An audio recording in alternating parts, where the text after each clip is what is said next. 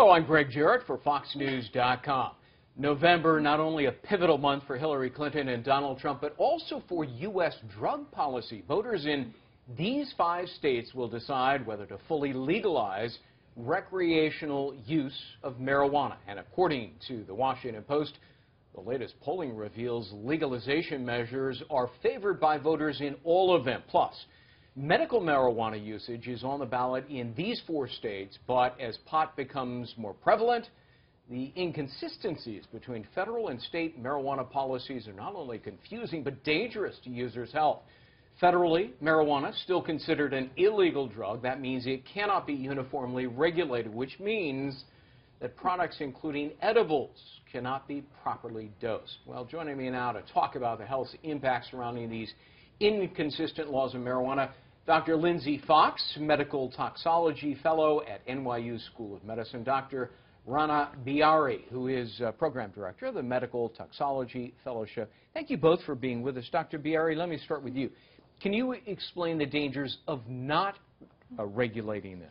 So one of the things that we're seeing in New York City right now is what people are using instead of marijuana is they're using something called K2 or spice, which is a type of synthetic cannabinoid receptor agonist, and people are using it because they think that it is an equivalent of marijuana. The concerning thing, though, is it's nothing like marijuana. It's dangerous. It's very dangerous, and so there are people coming in with a couple of different presentations. Our colleagues at the New York City Poison Control Center, Denise Fernandez and Mark Sue, have been looking into this extensively, and patients are coming in either wildly agitated, screaming, being found on the street. Or they pass out. Or they come in and they're unresponsive, their blood pressures are low. So the response to these new synthetic cannabinoid receptor agonists is incredibly unpredictable. And the problem is that the products are changing so rapidly that we can't even keep up with what's on the market. Dr. Fox, Senator Hillary Clinton, again when she was a senator, helped pass a bill that regulated the labeling and dosage for children of certain medicines.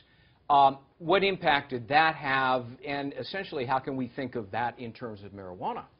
So I think you're referring to the Pediatric Research Equity Act, right. Which was passed in order to ensure that children's medications were labeled with dosing that was appropriate for children and based on research that was specific to pediatrics. So if we are going to be using marijuana medicinally for children, that means that in order to comply with this law, we really should be doing research in children to ensure that it's safe. We know that children don't always respond to substances the same way that adults do. So one of the things we've seen in Colorado, for instance, is that kids that get into medicinal products or edible products can get much sicker than we would see with adults. So adults often have relatively little effects. We as far as really significant danger. We don't expect to see overdose-related deaths from marijuana, but we can see some pretty significant effects in kids. So let me follow up on that with you, Dr. Biari.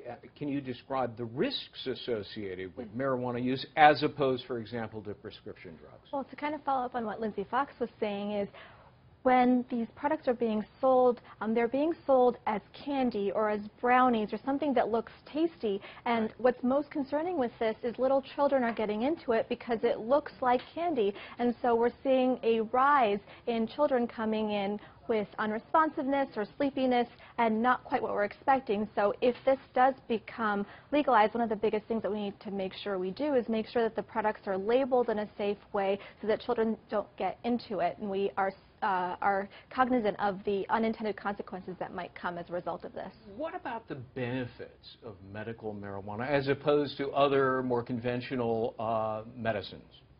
So I think it depends on what sort of problem you're talking about using it for. Generally speaking, we're toxicologists, so we're a little bit more prepared to talk about harms and risks than we are about benefits. We know that there are many prescription medications that do have a lot of harms and risks associated with them. For instance, we're seeing a huge prescription opioid crisis across the country. We're seeing tens of thousands of people dying over the years related to prescription opioids. One of the main indications that marijuana is purported to be indicated for is for chronic pain. So we can expect that people using marijuana might be at less risk for overdose than people using opioid medications. You know, I read recently that the United Kingdom has finally said, yes, there's a medicinal value to cannabis. How long do you think it'll be before the U.S. government really takes that firm position? I don't know if I have a good answer for that question.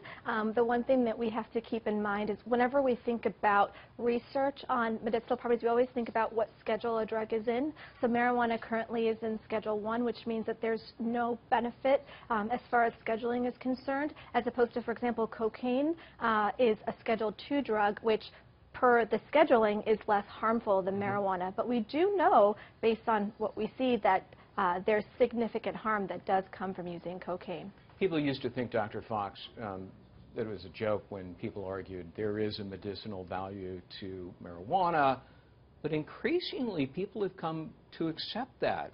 The UK and now perhaps several states in the United States.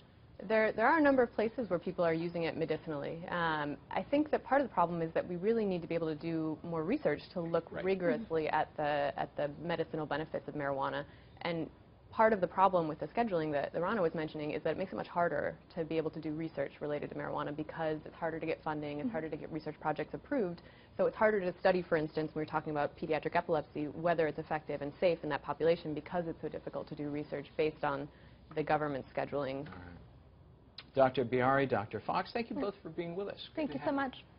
Stick with us at foxnews.com for updates on this story and complete coverage of what's on the ballot this November. I'm Greg Jarrett. Thanks.